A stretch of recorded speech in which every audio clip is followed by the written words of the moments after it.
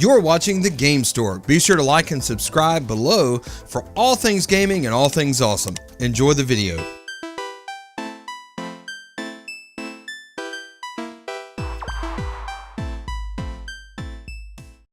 So, for those of you stuck at home thanks to this COVID-19 business, hey, look, stay at home, stay healthy, but use this time to game, catch up, and escape in any way that you can. Now is the time to be able to just sit back and relax. I know sometimes it's hard not to freak out during stuff like this, but stay safe, stay clean, and game. Catch up on that backlog. Catch up on those shows that you wanted to watch. Look at all those great things. Speaking of that, 2 of those games just came out that you should play. Animal Crossing, first of all, is amazing. It's really good. It lives up to the hype. Also, Doom Eternal is great. Oh my gosh, it is so good. Both of these games are awesome. Hopefully we'll do some Let's Plays on it or something just to kind of kick back and relax. And despite the fact that we are kind of on lockdown, I've been a little bit busy, but here we are, ready for some news. Hope you guys are ready. The first thing is, if you are locked up, it looks like locked up. You could look at it like that. Or on lockdown. Minecraft is offering free educational packs, which are in-game educational lessons for those kids who are stuck at home to help entertain and educate students during this COVID-19 outbreak. They're part of the Minecraft Education Edition, which allows students to explore inside the human eye, the internal space station, learn to code, and much more. And this is kind of a big deal. I think it's pretty cool that Microsoft would do this and put that out there to allow those kids to experience that learning in any way possible. It's important for us to keep our kids active. My kids have been at home, and I've been at home, so considering this, it's important for us to read, to stay active, also get plenty of sun, to release vitamin D, all this stuff. Yeah, eat oranges, whatever. Vitamin D with the sun, I'm in. You know what I mean. Come on. Just to touch on GameStop a little bit, it looks like they're closing all the storefronts and moving to curbside and digital services only. I think this is a pretty big deal. I think people overreacted about them. And I'll say it, I'll take my side here, okay? Because I'm pro GameStop staying open, all right? I'm also pro jobs. I like people to be able to have job security and keep their jobs. Now, GameStop is in a bad place financially. We know that. That is public knowledge. So whenever the forced closure came about, of course they're going to fight that. They do offer things, even though that's not the first thing that they're known for selling, which is, webcams and stuff like that are essential items. They still want to keep their stores open to keep revenue moving, to keep jobs and stay profitable. Now, if they didn't try to do this, obviously it means it's not that they don't care about the people individually, but if the business shuts down, which says that you don't care more, that you're trying to keep it open so that people get paid, or that you close it down and just have layoffs later? I don't know.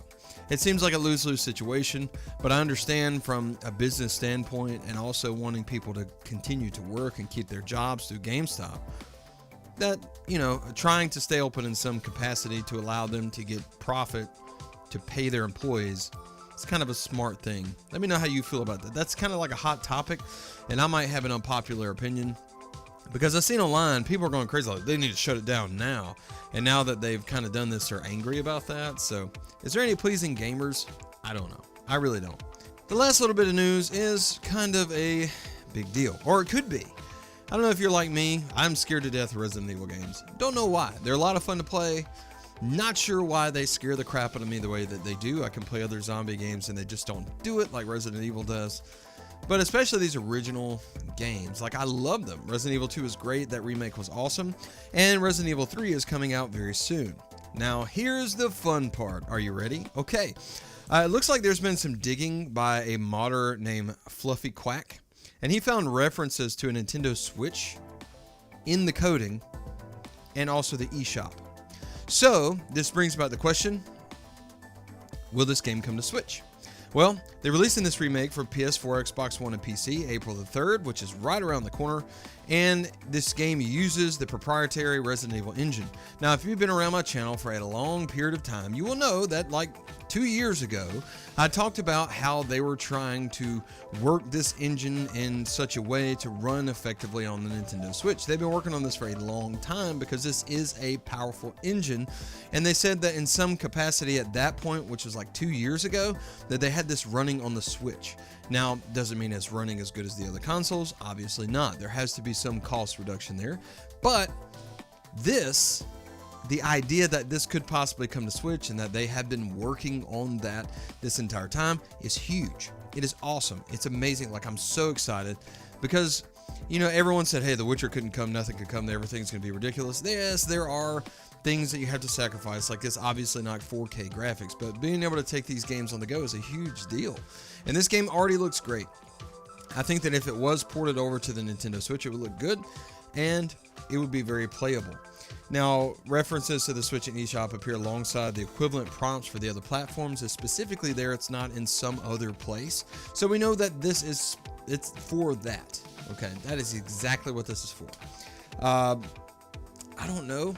It could just be shared code that's copy and pasted. It could be something like that. Let me know what you think below. Do you think that this is, you know, part of that or what? Anyway, so guys, that's going to do it. I just have a few stories today because it's kind of a slow gaming day. I could talk about how the pink colored 3DS sold out very quickly and like in 2 days or anything like that. Gaming's doing great. Everything's going to be fine. Don't freak out. Just relax, play your games. Also, comment below. Ask me a question, a prompt, something to get us talking, and I will feature right here at the end of the next episode your comments. Also, be safe, be healthy, and this has been a delivery from the Gamestork. We'll see you next time.